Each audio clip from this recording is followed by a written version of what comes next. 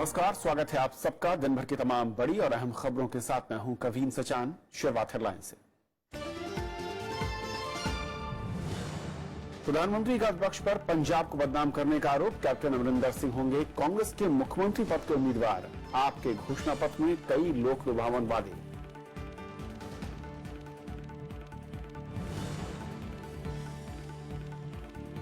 अखिलेश यादव की प्रधानमंत्री से बजट टालने की मांग। चिट्ठी में कहा, बजट पेश होने से राज्य के हितों पर होगा असर।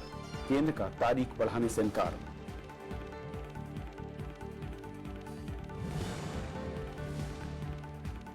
कांग्रेस एनसीपी का बीजेपी शिवसेना पर दोहरे रवैये का आरोप। केंद्र और राज्य में भी गठबंधन तोड़ने की मांग। महाराष्ट्र स्थानीय चुनाव में 25 साल बाद होंगे आमने सामने।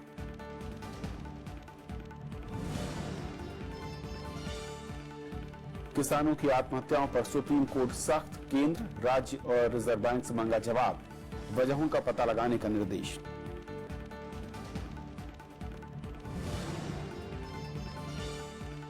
बर्फीले तूफान में अब तक सैन्य अधिकारी समेत 15 जवानों की मौत। घाटी का संपर्क देश से कटा। श्रीनगर में उड़ानें बहाल।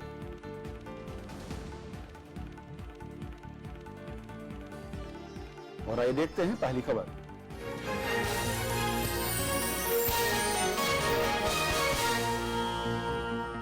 जम्मू कश्मीर में बर्फीले तूफान से अब तक 20 से ज्यादा लोगों की जान जा चुकी है, जिसमें एक सैन्य अधिकारी समेत 15 जवान शामिल हैं। गुरेज सेक्टर में बर्फीले तूफान में लापता 4 जवानों के शवों को आज बरामद कर लिया गया।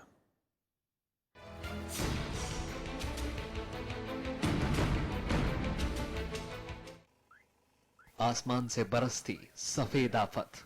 जम्मू कश्मीर में भारी बर्फबारी आम लोगों के साथ सेना के लिए आफत बन चुकी है। गुरेज सेक्टर में पिछले 15 दिनों से भारी बर्फबारी हो रही है। यहां सेना के 2 शिविर हिमस्खलन की चपेट में आ गए। खराब मौसम और भारी हिमपात के बीच राहत अभियान तुरंत शुरू कर दिया गया। तमाम इंतजामों के बावजूद एक सैन्य अधिकारी समेत 15 सैनिकों की जानें चली गईं, जिसमें 4 और सैनिकों के शव बरामद किए गए। Yeah, total so far we have recovered 14 dead bodies of our martyrs. Presently the operation has been called off. There are no more missing soldiers. Gurez sector Srinagar से करीब 125 किलोमीटर दूर है। समुद्र तल से इसकी ऊंचाई करीब 8000 फीट है। इसकी सीमा पाकिस्तानी कब्जे वाले कश्मीर से लगती है। इसी वजह से यहाँ जवानों को तैनात करना पड़ता है। जानकारों के मुताबिक ऐसी जगहों से सेना को हटाना जोखिम भरा हो सकता है। बर्फ पिघलने लगती है तो वो स्लाइड कर जाती है, वो लैंड स्लाइड आ जाती है, या वो एवलांच उसको बोलिए। अब आप बॉर्डर की डिप्लॉयमेंट तो हटा नहीं सकते, वरना फिर कारगिल हो जाएगा। अगर आपको विंटर में हमें वहां नहीं रहना चाहिए तो कारगिल के टाइम पर भी यही हुआ था। जानकारों का कहना है कि हिमस्खलन का खतरा तब और बढ़ जाता है जब ऐसी जगहों पर मकान या शिविर बनाए जाते हैं। हालांकि तूफान से पहले यहां चेतावनी जारी की जाती है। मैं नहीं समझता कि पूरी दुनिया में कोई ऐसी टेक्नोलॉजी है जो कुदरत के हर कारनामे के हर गुस्से को नाकारा कर सके। तरीके हैं, हिदायतें भी लेते हैं, इसलिए शायद कम एक्सीडेंट होते हैं, वरना इससे भी ज्यादा होते हैं। ऐसा पहली बार नहीं है जब हिमपात की वजह से सैनिकों की जान गई है। पिछले साल 10 फरवरी को आए बर्फीले तूफान की चपेट में आने से 19 मद्रास रेजिमेंट के 10 जवान शहीद हो गए थे। उधर पाकिस्तान में भी 2012 में सियाचिन ग्लेशियर में आए बर्फीले तूफान में 130 सैनिकों की जानें गई थी। नवविक्रम सिंह, राज्यसभा टीवी। और इस मसले पर और बातचीत करने के लिए हमारे साथ लेफ्टिनेंट जनरल शंकर प्रसाद साहब जुड़ रहे हैं। तो स्वागत है आपका। जिस तरीके से हर साल मैं कहूं कि जो मौसम होता है इस वक्त बर्फबारी का या फिर सर्दियों का, इस तरह की घटनाएं सुनाई देती है जहां पर हमारे सैनिक शहीद होते हैं, उनकी जाने जाती हैं। कोशिश जरूर होती होगी, मैं जानना चाहूंगा आपसे कि किस तरीके से इससे निपटने के, इससे बचने के तरीके हम लोग आजमाते हैं और जो फेलियर है वो क्यों हो जाता है। देखिए, एक तो बात हमें सबको समझ लेनी चाहिए कि फौज की नौकरी हैजार्डस है, बहुत कठिन है, और जो लाइन ऑफ कंट्रोल की हम इतनी आसानी से बात कर देते हैं वो इतनी आसान नहीं है। वहां पे हर साल आप देख रहे हैं इस किस्म की हरकत होती है। तो ये तो फौज की हैजर्डस लाइफ ही है। लेकिन साथ साथ जो हमें जानना जरूरी है इस समय, आपने सवाल पूछा इसका समाधान क्या है। समाधान है, हमारे देश में एक SASE करके एक ऑर्गेनाइजेशन है, ऐसे एस्टैब्लिशमेंट, इसका नाम है स्नो अवलांच स्टडी एस्टैब्लिशमेंट। ये DRDO जो डिफेंस रिसर्च एंड ऑर्गेनाइजेशन है उसके नीचे आती है, मिनिस्ट्री ऑफ डिफेंस के नीचे। बड़ा लंबा चौड़ा इसका बजट है। इसका हेडक्वार्टर चंडीगढ़ में बड़ी भारी बिल्डिंग है। इसके स्टेशन लगे हुए हैं, एक बड़ा स्टेशन है मनाली में, कुछ इसके डिटैचमेंट वैली के अंदर भी है, और जहां जहां जगह एवलांच की आशंका होती है वहां इनके यंत्र भी लगे हुए हैं। इनके पास इक्विपमेंट है जिससे ये एवलांच को पहले से पता कर सकते हैं। इनको वार्निंग मिल जाती है उस इक्विपमेंट के जरिए, और उस इक्विपमेंट की जो वार्निंग मिलती है इन्हें रियल टाइम में आगे जो इसके अफेक्टेड ट्रूप्स है उनको बताना जरूरी हो जाता है। अब इसमें मैं समझता हूं कि दो डेफिशिएंसीज हो सकती हैं। पहला तो शायद हमारा जो यंत्र है, जो इक्विपमेंट है, वो थोड़ा मॉडर्नाइजेशन की जरूरत है, अपडेट और नहीं है दूसरा आपका। इसके साथ रियल कम्युनिकेशन की जरूरत है। ये हमें तो देखना, देखिए हर साल इतने हमारे जवान मर जाते हैं। मैंने भी कहा कि देखिए लाइफ तो डिफिकल्ट है ही, लेकिन इसका हमें समाधान ढूंढना जरूरी है, और वो तभी हो सकता है जब हम साइंस एंड टेक्नोलॉजी की मदद लें। आप याद करें कि स्विट्जरलैंड में फॉर एग्जांपल, जहां पे बड़ी भारी स्कीइंग होती है और बड़ी भारी इनके इस तरह के स्कूल्स हैं, वहां पे ये सब इक्विपमेंट लगे हुए हैं। हालांकि कहीं भी इंसिडेंट और एक्सीडेंट हो सकता है, नहीं, वो ये मैं मुमकिन है, नहीं कह लेकिन सकता कि कभी एक्सीडेंट प्रसाद साहब, मैं यही जानना चाह रहा था कि दुनिया के कोशिश करनी चाहिए। दुनिया के कई देश हैं जहां पर यहां से ज्यादा बर्फबारी होती है, 12 महीने बर्फबारी होती है, और एडवांस की घटनाएं बिल्कुल उनके सही यहाँ कह रहे पर हैं। हर रोज होती हैं, लेकिन जी। वहां पर जो मौत का आंकड़ा होता है वो हमारे यहाँ से बहुत कम, या फिर मैं कहूं कि ना के बराबर होता है। क्यों हम उस टेक्नोलॉजी को नहीं अडॉप्ट कर पा रहे हैं? वही ये तो मैं टेक्नोलॉजी कहना है, चाह रहा हूं अपग्रेड आपसे। नहीं कर पा रहे हैं।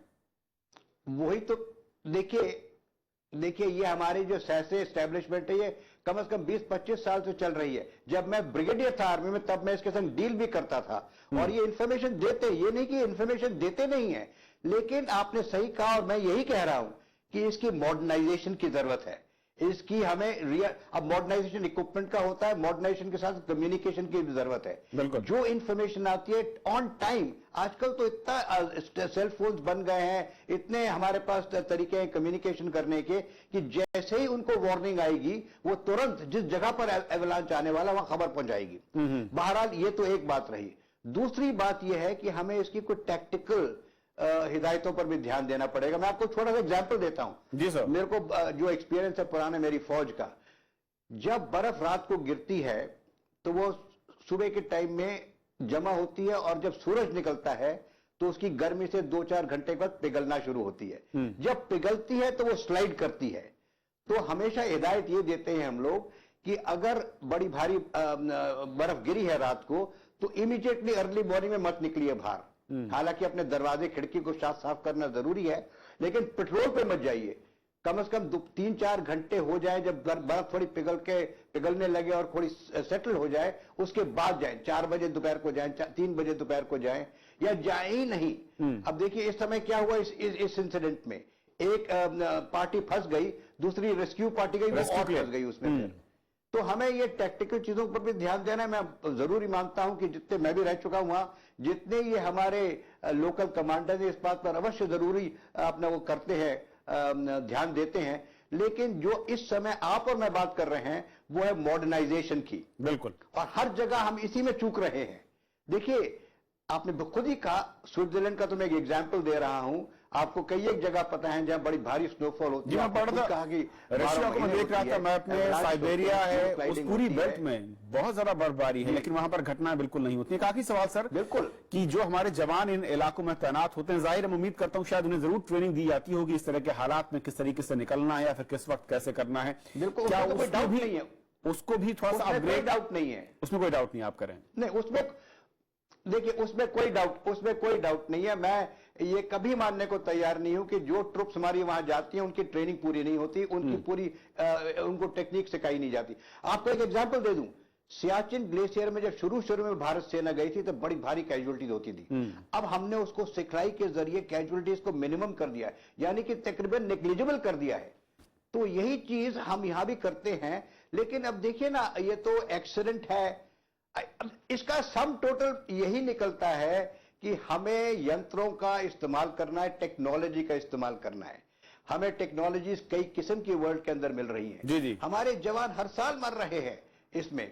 और देखिए, एक जवान अगर दुश्मन से लड़ते हुए गोली से मारा जाता है तो चलिए अपनी ड्यूटी करके दुश्मन को भी मार रहा है। यहाँ नेचुरल कैलामिटी से जब हमारे जवान और अफसर मरते हैं, बिल्कुल, ये तो बहुत दुख होता है। बहुत दुख इस मारे और होता है कि अगर हम इसके यंत्र रखें, अगर इसके हम मॉडर्नाइजेशन करें, और इनकी जो इंफ्रास्ट्रक्चर कॉस्ट होती है ना, वो बड़ी हाई रह जाती है। जो एक्चुअल टेक्निकल, लेकिन प्रसाद साहब, जिस तरीके से हम बाकी चीजों पर खर्च करते हैं और कम से कम सीमा पर जो जवान हैं, वहां पर हमारी सरकार को चाहिए कि वो दुनिया की जो तमाम तकनीक है उसका इस्तेमाल करते हुए ऐसी घटनाओं को रोक सकती है। ये नहीं कहा जा सकता कि ये जो एक प्रकृति का, मैं कहूं कि कोप है, इसके चलते इस तरीके की घटनाएं होती हैं। टेक्नोलॉजी से हम रोक सकते हैं और सरकार को इसमें आगे बढ़ना होगा, बढ़ना चाहिए। बहुत बहुत शुक्रिया सर हमारे साथ जुड़ने के लिए आपका। और ये थी हमारी पहली खबर।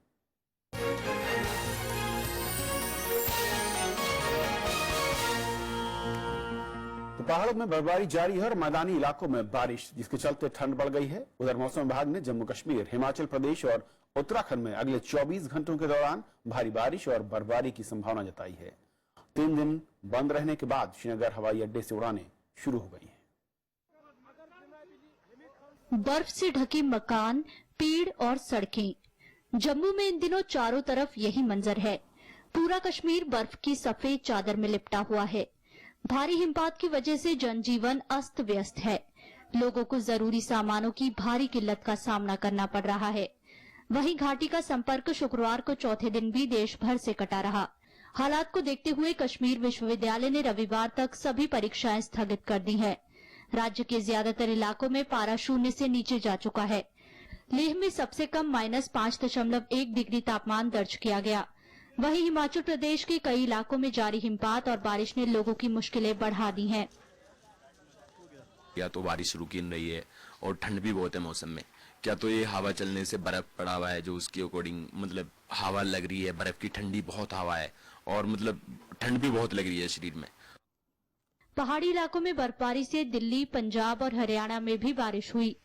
चंडीगढ़ में 50.6 मिलीमीटर बारिश दर्ज की गई। बेमौसम बारिश से फसलों को भी नुकसान पहुंचा है। मौसम विभाग ने उत्तर भारत में अगले 24 घंटे में बारिश की आशंका जताई है। इससे बीमारी ज्यादा फैल सकती है, क्योंकि सर्दी जुकाम भी इससे लग रहा है। और अभी हम लोग कल निकले हैं काम से, आ जाए हैं तो मौसम बिगड़ गया, तो सारा काम रुक गया है। मौसम का असर रेल यातायात पर भी पड़ा है। दिल्ली आने जाने वाली 20 ट्रेनें देरी से चल रही हैं, जबकि 9 का समय बदला गया। वहीं एक को रद्द करना पड़ा है। Bureau report, Rajya Sabha TV.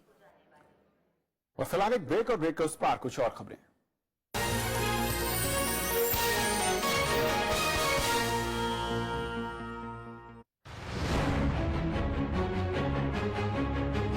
पांच राज्यों में चुनाव का धुआंधार प्रचार।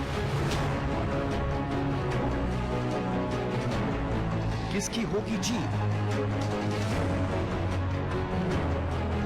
किसको मिलेगी हार?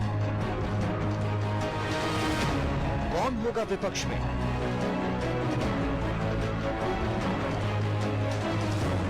किसकी बनेगी सरकार?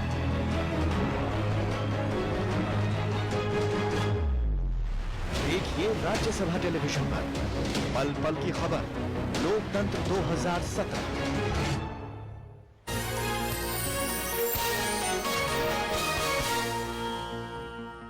पंजाब में मतदान की तारीखें जैसे जैसे नजदीक आ रही हैं, चुनाव प्रचार जोर पकड़ता जा रहा है। प्रधानमंत्री नरेंद्र मोदी ने जहां जालंधर में रैली की, तो वहीं कांग्रेस उपाध्यक्ष राहुल गांधी ने मजीठा और जलालाबाद में के साथ लांबी में चुनावी सभाएं की हैं। इस मौके पर राहुल ने कहा कि पंजाब में कांग्रेस की सरकार बनने पर कैप्टन अमरिंदर सिंह राज्य के मुख्यमंत्री होंगे। पंजाब में चुनाव प्रचार ने जोर पकड़ लिया है। शुक्रवार को सभी प्रमुख पार्टियों के दिग्गज नेताओं ने रैली कर अपने पक्ष में हवा बनाने की कोशिश की। प्रधानमंत्री नरेंद्र मोदी ने जालंधर में रैली कर विपक्षी दलों पर राज्य को बदनाम करने का आरोप लगाया कि कुछ लोग निजी स्वार्थ के कारण राजनीति के अहम मुद्दों पर चर्चा करने का सामर्थ्य न होने के कारण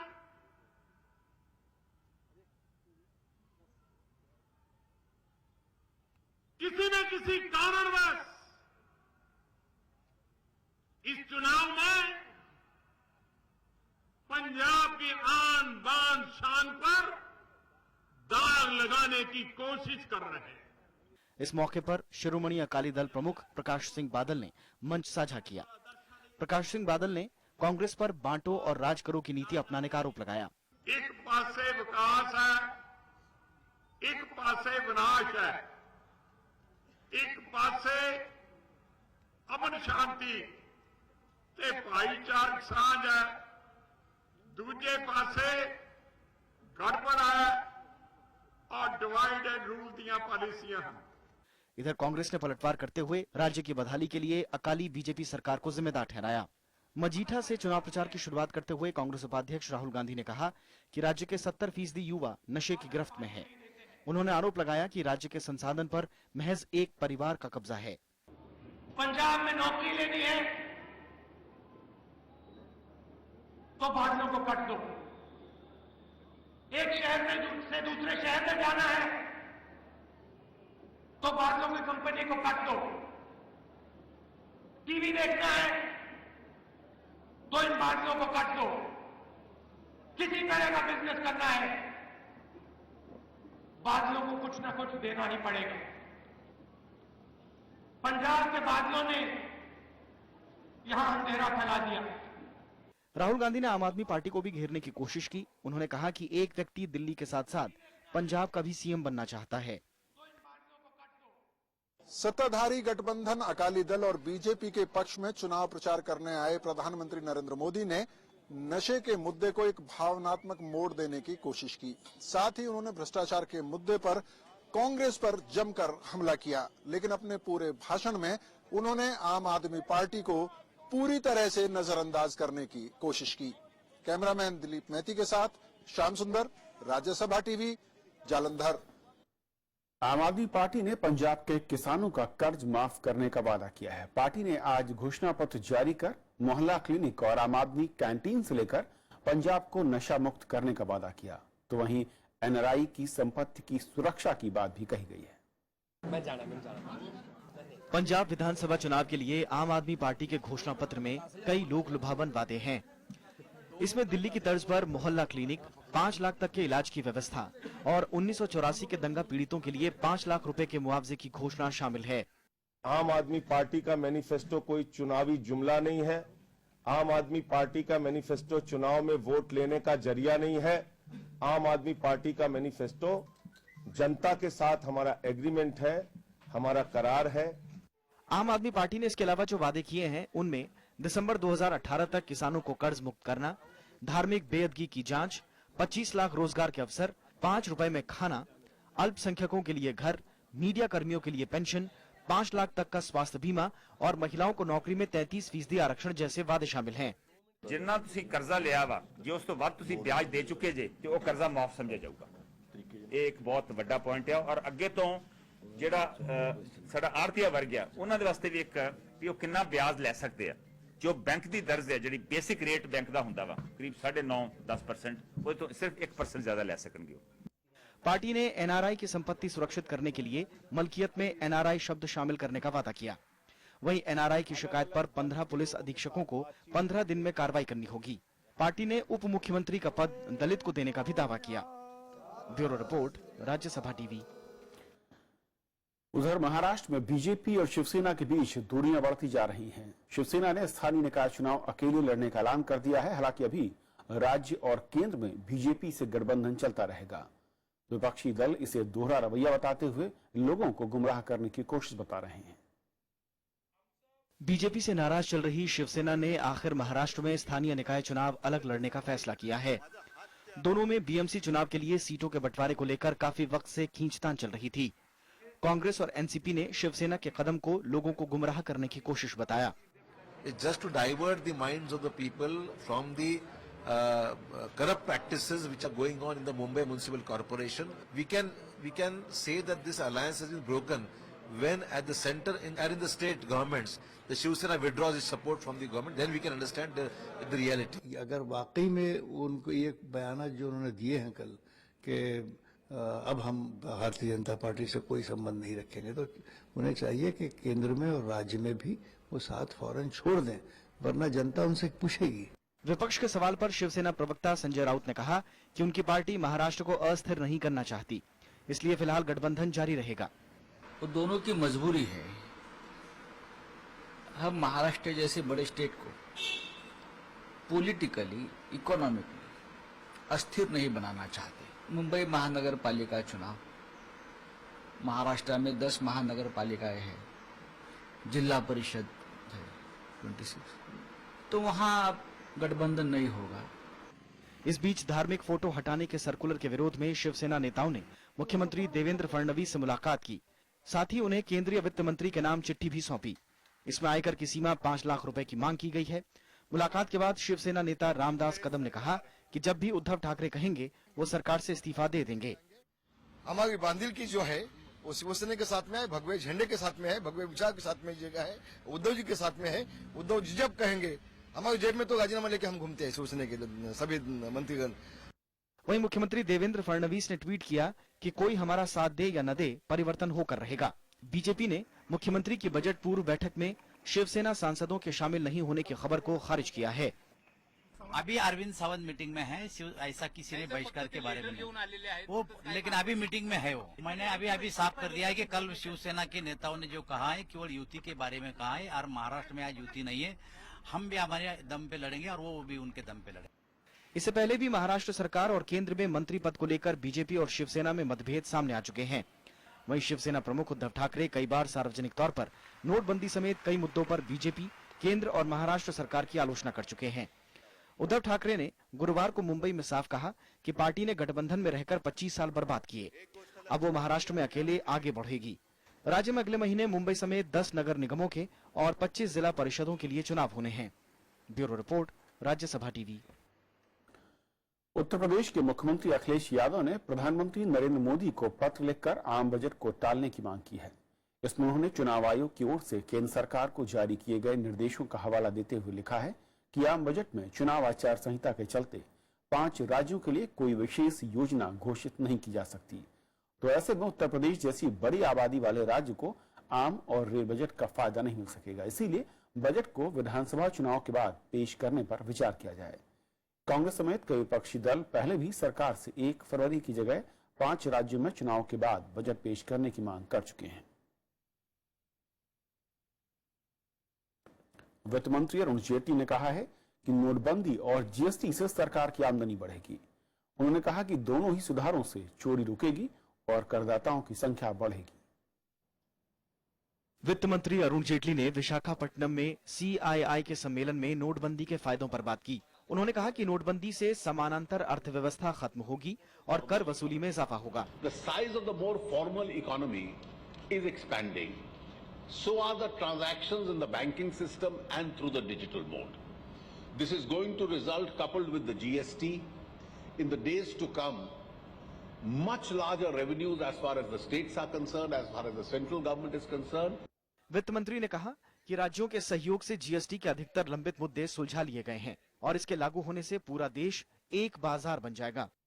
That itself enables India to become one large market, allow a free flow of goods and services across the country, have only one taxation system in the country, eliminate multiple assessments, eliminate taxes on taxes. सरकार की योजना इस साल 1 जुलाई से GST लागू करने की है। जीएसटी लागू होने से एक्साइज, सेवा कर, वैट और दूसरे स्थानीय कर खत्म हो जाएंगे। Bureau report, Rajya Sabha TV. Supreme court ने किसानों की आत्महत्याएं रोकने के लिए राष्ट्रीय नीति बनाने पर जोर दिया है। कोर्ट ने आत्महत्या की वजहों का पता लगाने को कहा है। उसने केंद्र, राज्य और केंद्र शासित प्रदेशों के अलावा रिजर्व बैंक से 4 सप्ताह में जवाब मांगा है। सुनवाई के दौरान कोर्ट ने कहा कि कई किसान फसल चौपट होने और कर्ज के चलते आत्महत्या कर रहे हैं, लेकिन उन्हें बचाने के लिए कोई राष्ट्रीय नीति नहीं है। कोर्ट ने कहा है कि यह संवेदनशील मुद्दा है जो पूरे देश से जुड़ा हुआ है। कोर्ट में किसानों से जुड़ी एक जनहित याचिका पर सुनवाई हो रही है, जिसमें गुजरात का मसला उठाया गया था, लेकिन कोर्ट ने खुद इसका दायरा बढ़ाकर सभी राज्यों और केंद्र शासित प्रदेशों को इसमें शामिल कर लिया है। मेघालय के राज्यपाल वी षणमुगनाथन का इस्तीफा राष्ट्रपति प्रणब मुखर्जी ने मंजूर कर लिया। इससे पहले राजभवन के करीब 100 कर्मचारियों ने वी षणमुगनाथन पर अपने दफ्तर की गरिमा से समझौता करने का आरोप लगाते हुए राष्ट्रपति, प्रधानमंत्री और गृहमंत्री से उन्हें हटाने और राजभवन की गरिमा बनाए रखने की अपील की थी। राजधानी शिलांग में सिविल सोसाइटी की महिला कार्यकर्ताओं ने कल विरोध प्रदर्शन किया था। हालांकि राज्यपाल ने इन आरोपों का खंडन किया था। 67 साल के वी षणमुगनाथन ने मई 2015 में मेघालय के राज्यपाल का पदभार संभाला था और उनके पास सितंबर 2016 से अरुणाचल प्रदेश के राज्यपाल का अतिरिक्त प्रभार भी था। तो इस बुलेटिन में फिलहाल इतना ही। नमस्कार।